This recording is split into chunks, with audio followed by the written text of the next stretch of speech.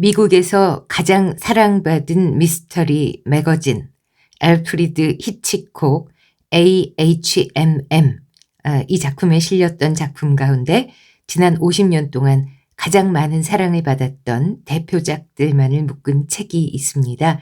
제가 이 책에 실려있는 작품들 중에서도 특히 더 재미있는 작품들 오늘부터 소개해 드리려고 합니다.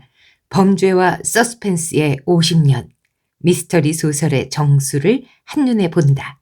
네, 오늘 소개해 드릴 첫 번째 이야기는요, 헨리 슬래서의 사형 집행일이라는 작품입니다. 헨리 슬래서는요, 추리소설 작가로서 또 텔레비전 서스펜스 드라마 시나리오 작가로서 잡지와 TV 양쪽을 오가면서 활약한 정말 사랑받은 작가인데요. 오늘 소개해드리는 이 작품도요, 바로 텔레비전 드라마로 바로 상영이 됐었다고 합니다. 짧은 이야기인데요. 한번 들어보세요.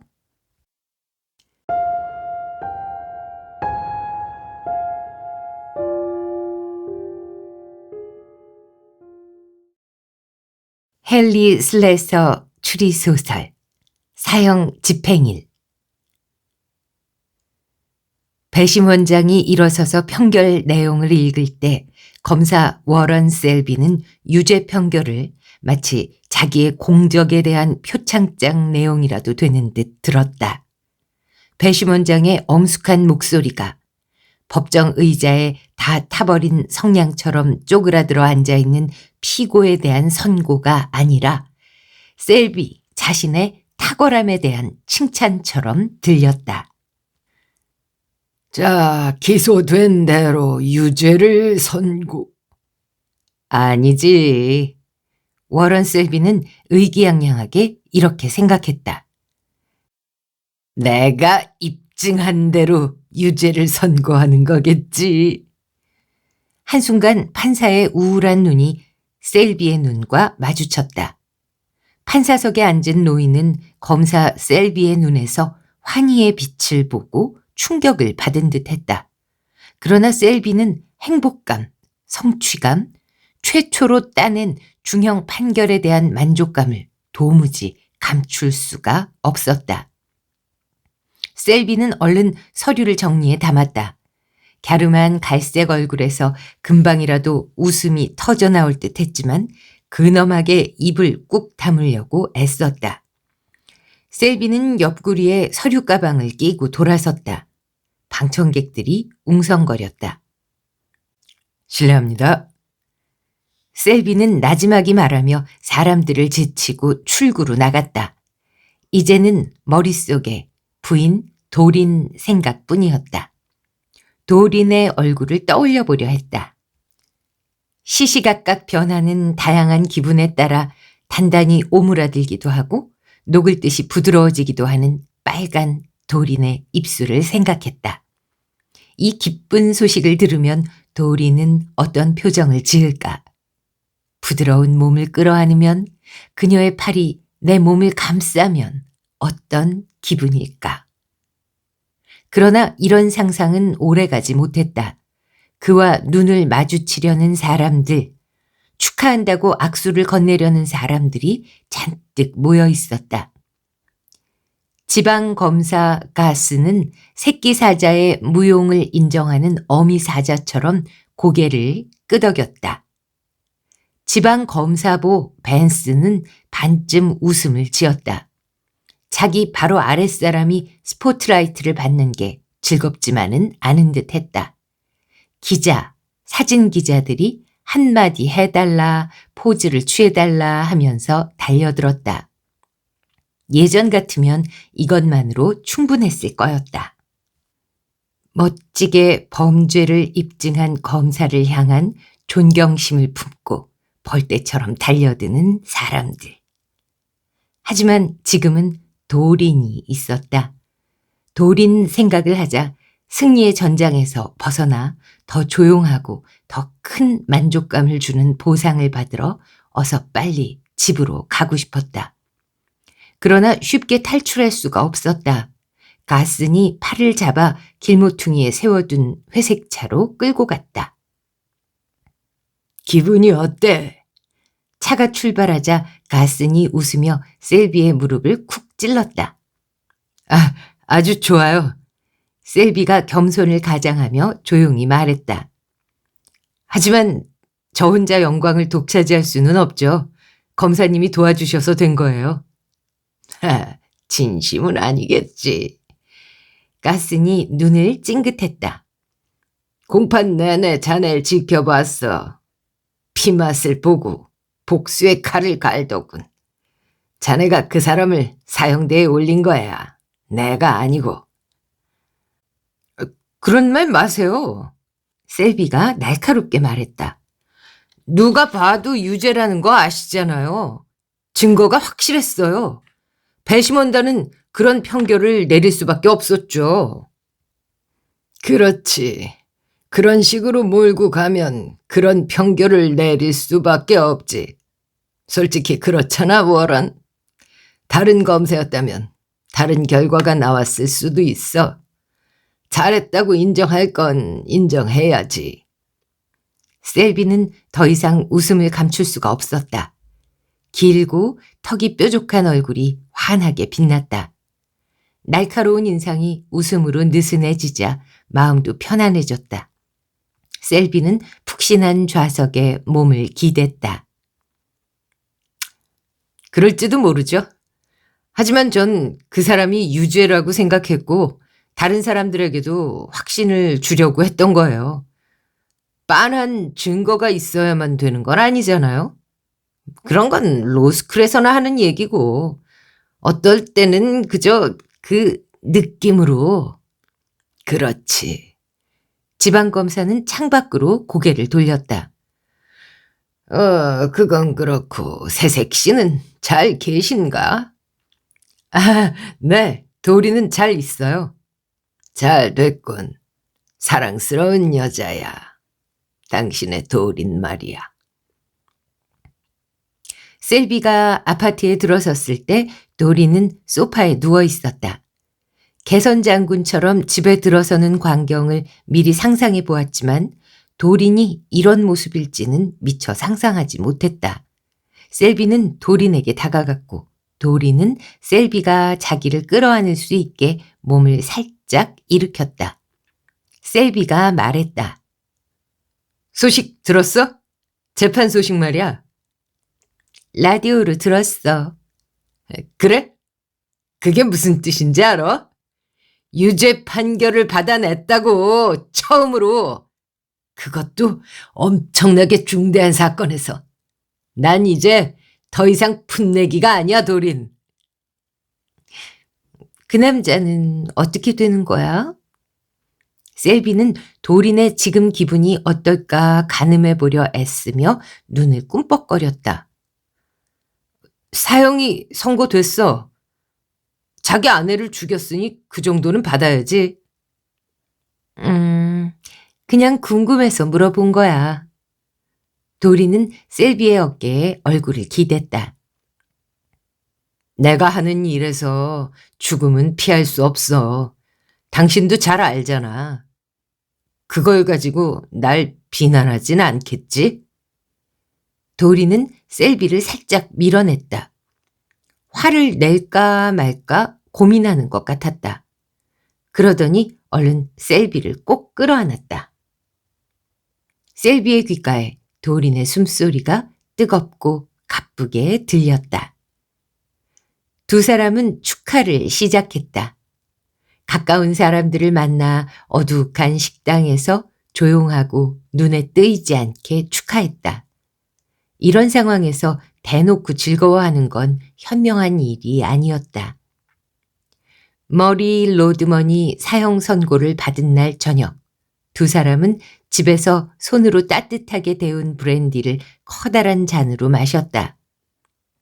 도리는 술에 취해 기분 좋게 들떠 있었고 셀비는 이 이상 행복할 수 없겠다는 생각을 했다. 별 볼 일 없는 로스쿨 학점과 법무부 3등급 직원으로 시작해서 이제는 중요하고 존경받는 위치에까지 올랐다. 응석바지로 곱게 자란 아름다운 여자와 결혼했고 이 여자를 자기 품 안에서 흐느끼게 할 수 있었다. 셀비는 뿌듯했다.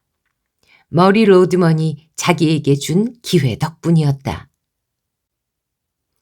로드먼의 사형 예정일 오후.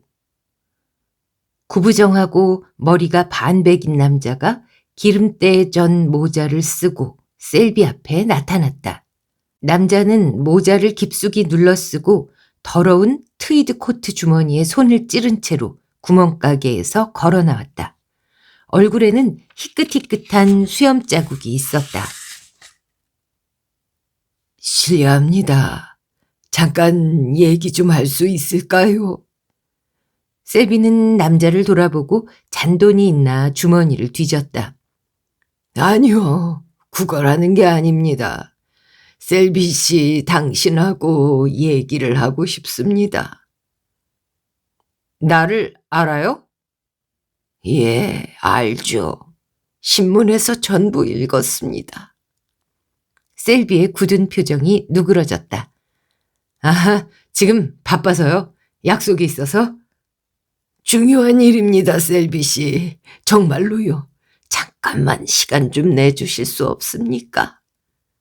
차나 한 잔 하시겠어요? 5분이면 됩니다. 편지를 보내거나 아니면 사무실로 들르시죠. 챔버스가의 저희 사무실이 그 남자에 관한 일입니다. 오늘 밤 사형당하는 그 남자요. 검사는 남자의 눈빛을 살폈다. 열렬하고 심각한 눈빛이었다. 알겠어요. 저 아래 커피숍이 하나 있어요. 하지만 딱 5분밖에 없습니다. 2시 반이 다 된 시간이었다. 점심시간이 지나 커피숍은 한산했다. 두 사람은 뒤쪽 자리에 앉아 웨이터가 서둘러 식탁에서 빈 그릇과 음식 찌꺼기를 치우는 동안 말없이 있었다. 마침내 노인이 몸을 숙이고 입을 열었다. 제 이름은 알링턴입니다. 빌 알링턴. 그동안 여기를 떠나 플로리다에 있었어요. 아니었다면 일이 이 지경까지 가게 두지는 않았을 텐데 신문도 라디오도 듣지를 못했으니까요. 무슨 말씀인지 모르겠네요. 로드먼 재판에 관한 이야기인가요? 예, 로드먼 재판이요. 돌아와서 무슨 일이 있었는지 알고는 어찌할 바를 모르겠더라고요. 아시겠지요? 너무 괴로웠어요. 그 가엾은 사람이 어찌 됐는지 알고 너무나 괴로웠어요. 하지만 두려웠죠. 이해하시리라 믿어요. 두려웠어요. 뭐가 두려웠다는 거예요? 남자는 커피를 내려다보며 말을 이었다. 혼자서 고민했어요. 어떻게 해야 할지 마음을 정하려고. 그러나 결국 이런 생각이 들었어요. 빌어먹을 로드먼은 젊은 사람이잖아. 겨우 38. 나는 64이요. 셀비 씨, 어느 편이 낫겠습니까? 뭐가 낫다는 거예요? 셀비는 짜증이 나기 시작했다. 시계를 봤다. 본론을 말하세요, 알링턴 씨. 저는 바쁜 사람입니다. 머리가 희끗한 남자가 입술을 축이며 대답했다. 당신한테 조언을 듣는 게 좋겠다고 생각했어요. 바로 경찰서에 가기가 무서워서 당신을 먼저 찾아왔지요. 제가 한 일을 경찰에 말해야 할까요? 제가 그 여자를 죽였다고요? 말씀해 주세요. 네. 갑자기 세상이 휙 한 바퀴 돌았다. 커피잔을 쥔 워런 셀비의 손이 차갑게 식었다. 셀비는 맞은편에 앉은 남자를 노려봤다. 무슨 소리를 하는 겁니까? 로드먼이 아내를 죽인 거예요. 입증됐어요. 아니, 그게 아니에요. 동쪽으로 가려고 히치하이킹을 했어요. 윌포드에서 차를 얻어 탔죠. 어디에 먹을 게 있고 일자리가 있을까 생각하며 여기저기 돌아다녔죠. 그러다 그 집 문을 두드렸어요. 사람 좋은 아줌마가 문을 열어주더군요. 일거리는 없었지만 샌드위치를 줬어요. 햄이 든 샌드위치였죠. 무슨 집이요? 그게 로드먼네 집인지 아닌지 어떻게 알아요? 알지요. 신문에서 그 여자 사진을 봤어요. 친절한 여자였어요. 그러고서 부엌으로 가버리지만 않았으면 아무 일 없었을 텐데. 뭐라고요? 셀비가 목소리를 높였다. 그런 짓은 하지 않았을 거라고요. 나한테 잘해줬으니. 그런데 돈이 한 푼도 없었어요. 찬장에 있는 병을 뒤져봤죠. 여자들은 그렇잖아요. 항상 병 속에 돈을 넣어두죠. 비상금이라나 뭐라나. 그러다 들켰고 그 여자가 화를 냈죠. 소리를 지르지는 않았지만 그냥 넘어가지도 않으리라는 걸 알았죠. 그래서 그런 거예요, 셀비 씨. 정신이 잠깐 나갔었어요. 말도 안 돼요. 그날 낯선 사람을 봤다는 사람은 아무도 없었어요. 로드먼은 아내하고 날마다 싸웠다고 하고. 남자가 어깨를 으쓱했다. 그런 건 전 몰라요. 그 사람들에 대해서는 아무것도 몰라요. 하지만 그렇게 되었어요. 그래서 검사님을 찾아온 겁니다. 그러니까 지금이라도 자수를 하면 어떻게 되나요? 전기의자지. 셀비가 차갑게 말했다. 로드먼 대신 당신을 안 칠 거요. 그걸 바라는 거요? 알링턴은 얼굴이 하얗게 질렸다. 안 돼요. 감방에는 얼마든지 있겠지만 그것만은. 그럼 그냥 잊어버리시오. 알아듣겠어요? 죄다 당신이 꿈꾼 거라고요. 그렇게 생각해요. 악몽이라고 생각해요. 자, 이제 밖으로 나가서 싹 잊어버려요. 하지만 그 남자는요. 오늘 밤에 사형을 당할 텐데. 그 남자는 유죄요. 셀비는 손바닥으로 테이블을 탕 쳤다. 내가 유죄라는 걸 입증했소. 알겠어요? 남자의 입술이 떨렸다. 알았습니다. 셀비는 벌떡 일어나 5달러짜리 지폐를 테이블에 던졌다. 계산하고 나머지는 가져요. 그날 밤 도리는 4번째로 지금 몇 시냐고 물었다.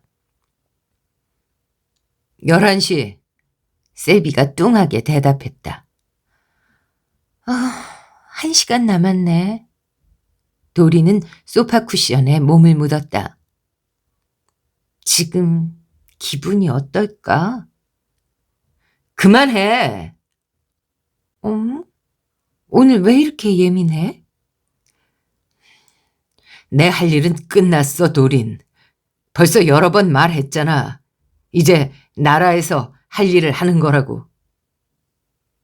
도리는 생각에 잠긴 듯 혀끝을 입술로 살짝 물었다. 자기가 그 사람 그렇게 만든 거잖아. 그건 사실이야. 배심원단이 그렇게 만든 거지. 나한테까지 소리 지를 필요는 없잖아요, 검사님. 도린. 셀비는 사과하는 뜻으로 몸을 숙였지만 그때 전화가 울렸다. 셀비는 화난 듯 수화기를 집었다. 셀비 씨, 저 알링턴입니다. 셀비의 온몸이 고동치듯 흔들렸다. 뭘 원해요? 셀비 씨, 생각해 봤는데요. 오늘 하신 말씀이요. 옳은 일이 아닌 것 같습니다. 잊어버리라는 말씀. 제 말은요. 알링턴, 내 말 잘 들어요. 지금 내 집으로 오시오. 지금 바로. 소파에서 도린이 말했다. 여보! 내 말 듣고 있어요? 성급하게 굴지 말고 먼저 나하고 얘기해요. 법적으로 어떤 상황인지 말해주지. 마땅히 그래야 할 거야. 잠시 침묵이 흘렀다. 그래야 할 것 같네요, 셀비 씨. 그런데 지금 시내에 있어서 거기까지 가는 동안에 충분히 올 수 있어.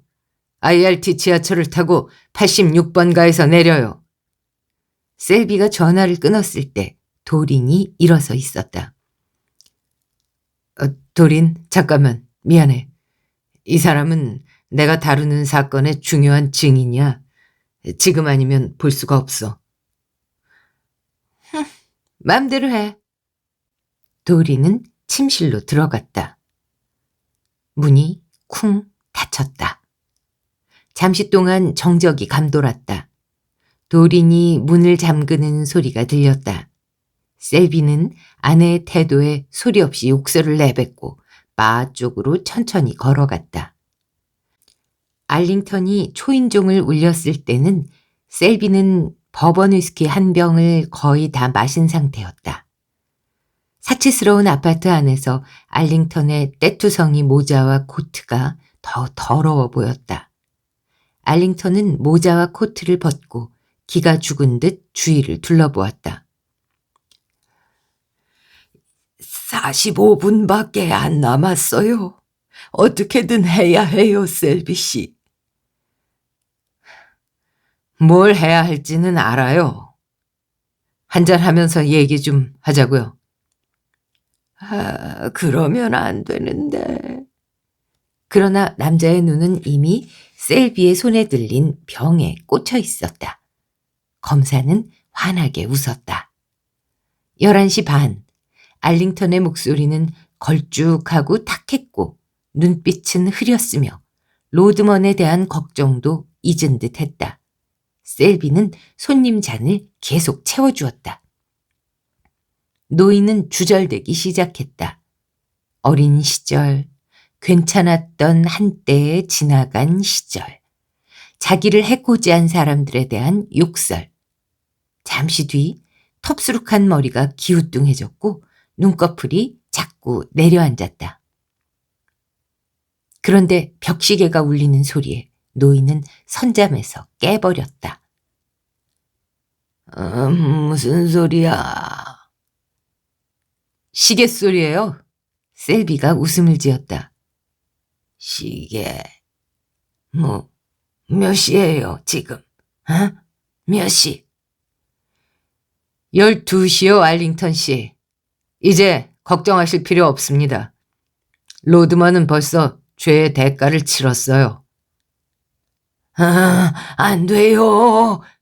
노인은 벌떡 일어나 미친 듯이 허둥거렸다. 안 돼요. 내가 죽였어요. 그 사람이 아니라. 죄 없는 사람을 죽이면 안 돼. 진정해요, 알링턴 씨. 이제 어쩔 수 없소. 아니에요. 말해야 해요, 경찰에. 뭐 하러요? 로드먼은 처형되었소. 시계가 울리는 순간 죽은 거요. 이제 와서 어쩌겠소? 말해야 해요. 노인이 흐느꼈다. 모르시겠어요? 이렇게 살 수는 없어요. 셀비 씨, 제발. 알링턴은 전화기 있는 쪽으로 갔다. 셀비는 얼른 수화기에 손을 올려놓았다. 그만두세요. 두 사람이 수화기를 두고 싸웠지만 알링턴은 젊은 사람을 당할 수는 없었다. 날 막을 수는 없어요, 셀비 씨. 내 발로 찾아갈 거요. 가서 얘기할 거예요. 당신이 어떻게 했는지도. 알링턴은 비틀비틀 문 쪽으로 갔다. 셀비는 팔을 뻗어 노인의 몸을 획 돌렸다. 미친 노인네. 말썽을 자초하는군. 로드만은 죽었어. 상관없어요. 셀비는 팔을 뻗어 수염이 희끗한 살이 축 늘어진 그 얼굴을 후려갈겼다. 노인은 맞고 흐느꼈으나 계속 문으로 나가려고 했다. 셀비는 분노가 치밀어 노인을 다시 때렸고 그러고 난 뒤 셀비의 손은 노인의 앙상한 목에 머물렀다. 다음 단계는 자연스럽게 이어졌다. 늙은이의 목숨은 쉽사리 끊어졌다. 살짝 힘을 주었을 뿐인데 절박한 숨소리, 거칠고 거슬리는 목소리, 빌어먹을 헛소리를 멈출 수 있었다. 셀비는 손에 점점 더 힘을 주었다.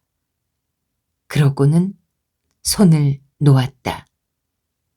노인의 몸이 기울어 셀비의 몸 쪽으로 쓰러져 바닥에 엎어졌다. 그때 문가에 굳고 차가운 눈동자가 자신을 바라보고 있었다. 도린이었다. 도린, 내 말 좀. 그 사람을 죽였어. 정당방위야. 무단 침입해서 강도질을 하려고 했다고. 도리는 문을 쾅 닫고 안에서 잠가버렸다. 셀비는 카페트를 가로질러 달려가 미친 듯 문을 쾅쾅 쳤다. 문고리를 돌리고 도린을 불렀지만 대답이 없었다. 그때 전화 다이얼 돌리는 소리가 들렸다. 벤스까지 와서 아파트에서 웅성되지 않았더라도 이미 최악이었을 텐데. 셀비를 미워하는 지방검사부 벤스까지 오다니. 벤스는 바보가 아니니 강도 사건이라고 해보았자 쉽사리 거짓임을 간파할 것이다. 셀비가 알링턴을 기다리고 있었다는 걸 알아낼 것이고 결국 벤스는 셀비가 이렇게 되어 기뻐하겠지. 그러나 벤스는 기쁜 표정이 아니었다. 황당해하는 것 같았다. 셀비의 아파트 바닥에 뻗은 시체를 보더니 이렇게 말했다. 이해가 안 되네, 워런. 이해가 안 돼. 저런 무해한 노인네를 왜 죽인 거야? 무해하다고? 무해해요? 그래, 무해하지. 알링턴 아냐. 한눈에 알겠네. 저 사람을 알아요? 셀비는 한 대 얻어맞은 기분이었다. 그럼 벨레오 군에서 전에 일할 때 만났지. 여기저기 돌아다니면서 자기가 살인자라고 자백하고 다니는 미친 노인네잖아. 그런데 왜 죽인 거야? 대체 뭐 때문에?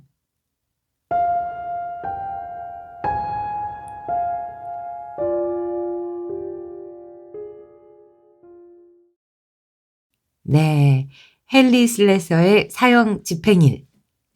말단 검사가 처음으로 중형 선고를 이끌어내고 막 들떠 있었는데 네, 이렇게 허무한 끝을 맞이하게 된다는 이야기입니다.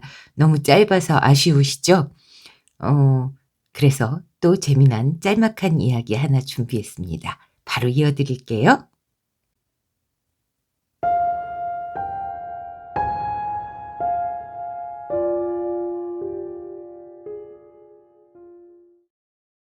잭 리치 단편 추리 소설 8번째.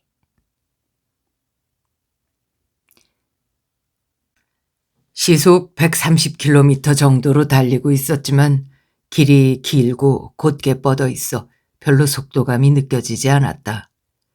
자동차 라디오에서 나오는 소리에 귀를 기울이는 옆자리에 빨강머리 소년. 눈이 빛났고 약간 흥분한 듯 했다. 뉴스 속보가 끝나자 소년은 음량을 낮췄다. 소년은 손으로 입가를 닦으며 말했다. 발견된 희생자가 7명이래요. 내가 고개를 끄덕였다.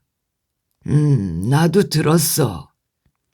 난 핸들에서 한 손을 떼고 뻣뻣한 목 뒤를 문질렀다.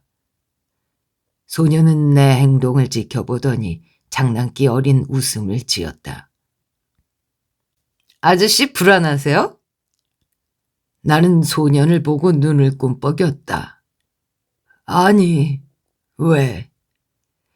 소년은 계속 싱글거렸다. 경찰이 에드먼턴 사방 80km 도로를 모두 봉쇄했대요.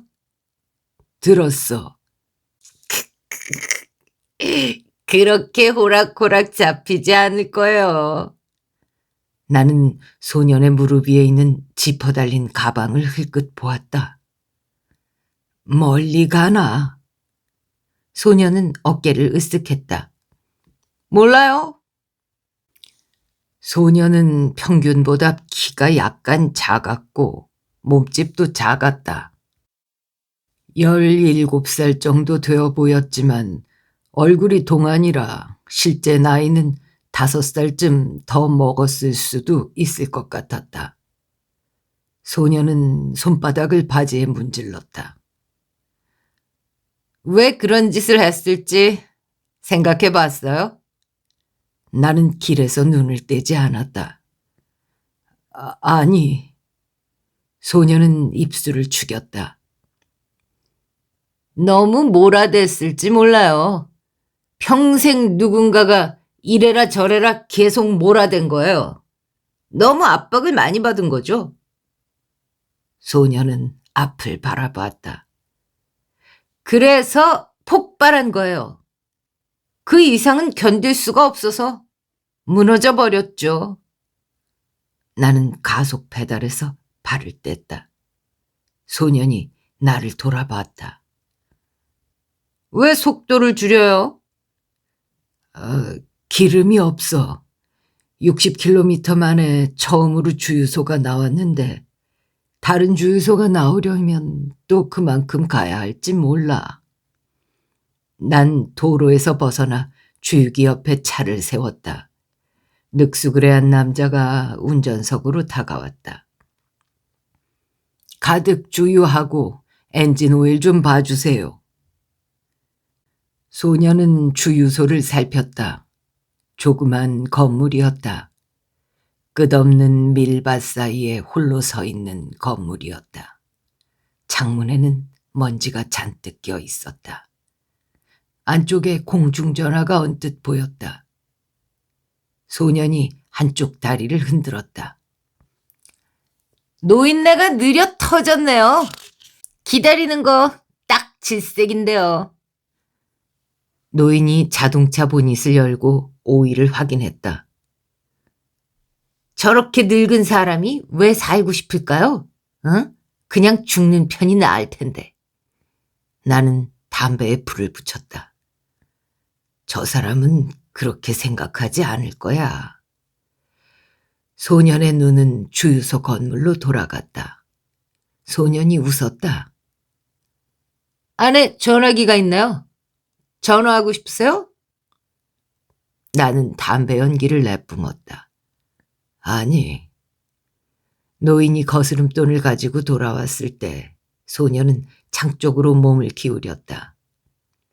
안에 라디오 있어요? 노인은 고개를 흔들었다. 아니, 조용한 걸 좋아해서. 소년이 웃었다. 좋은 생각이에요. 조용하게 살아야 오래 살죠. 다시 길로 나와 나는 또 130km를 밟았다. 소녀는 한동안 말이 없더니 다시 입을 열었다. 7명이나 죽이다니 담력이 대단한 사람이에요. 손에 총 쥐어본 적 있어요? 누구나 한 번쯤은 쥐어봤겠지. 떨리는 입술 사이로 소년의 이빨이 보였다.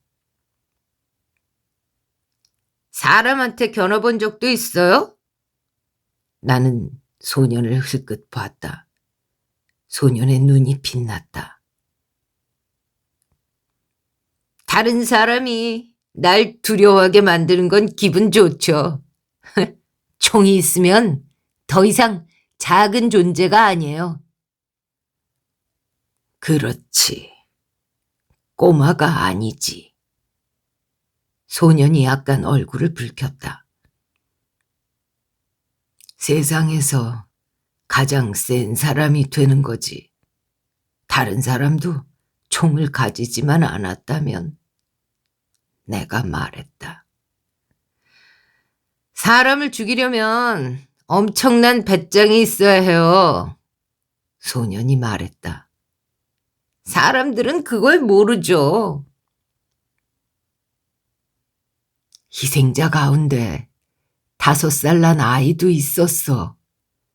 그런 점에 대해서는 어떻게 생각해? 내가 물었다. 소녀는 입술을 핥으며 대답했다. 사고였을지 몰라요. 아무도 그렇게 생각하지 않을 거야. 소년의 눈빛이 잠시 흔들리는 듯했다. 그럼 왜 어린아이를 죽였다고 생각해요? 난 어깨를 으쓱했다. 어려운 문제지. 한 사람을 죽이고 또 한 사람, 또 한 사람을 죽였어. 그러다 보니 누구든 차이를 느끼지 못하게 된 거 아닐까? 남자건 여자건 아이건 다 마찬가지인 거지. 소년이 고개를 끄덕였다. 살인에 중독될 수도 있죠. 어려운 일이 아니에요. 처음 며칠 죽인 뒤에는 아무 느낌이 없어져요. 즐기게 되죠. 그 뒤 5분 남짓 소녀는 말이 없었다. 잡지 못할 거예요. 경찰보다 한 수 위에요. 나는 잠시 동안 길에서 눈을 뗐다. 왜 그렇게 생각해? 온 나라가 그놈을 잡으려고 난린데 어떻게 생겼는지도 다 알려줬고. 소녀는 여인 어깨를 으쓱했다. 아무래도 상관없을지도 모르죠. 자기가 해야 할 일을 했을 뿐이니까. 이제 온 세상 사람들이 다 그가 대단한 사람이라는 걸 알았으니까요. 말없이 잠시 달린 뒤 소년이 몸을 들썩했다. 뉴스에서 어떻게 생겼다고 하는지 들었어요? 그럼 일주일 내내 들었지. 소년은 재밌다는 듯 날 빤히 봤다. 절 태워줄 때 무섭지 않았어요? 아니. 소년은 여전히 장난기 어린 웃음을 띄었다. 담력이 좋으신가 봐요. 나는 고개를 흔들었다. 아니, 겁날 일이 있으면 겁이 나지. 소년의 눈이 내 얼굴에 꽂혔다. 어때요? 나 살인범 인상착의 하고 딱 맞죠?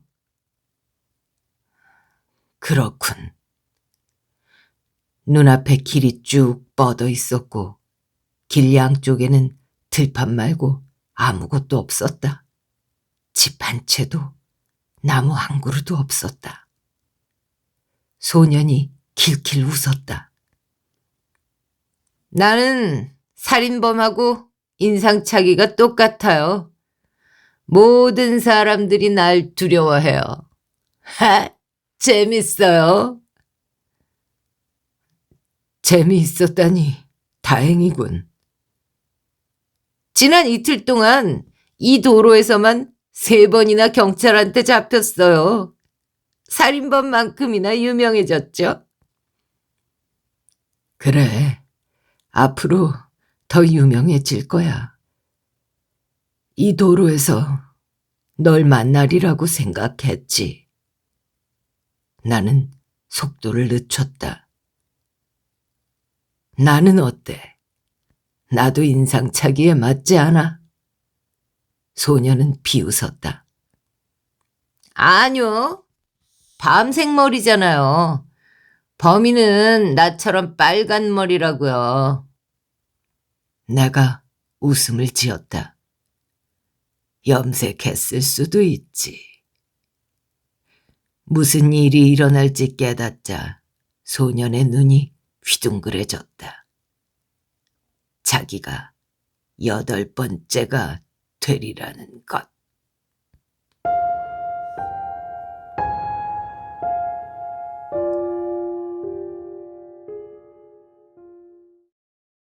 네, 어떻게 들으셨어요? 이 소설이 쓰여진 때로부터 수십 년이 흐른 지금에 와서는 이러한 장치가 뭐 그렇게 대단한가 싶겠지만 당시에는 정말 아주 파격적이고 너무너무 재밌게 다가갔던 작품이래요. 그래서 독자들이 지난 50년 동안 발표됐던 모든 소설 중에서 이 작품을 읽었을 때 제일 짜릿했다고 꼽았던 작품이라고 합니다. 8번째.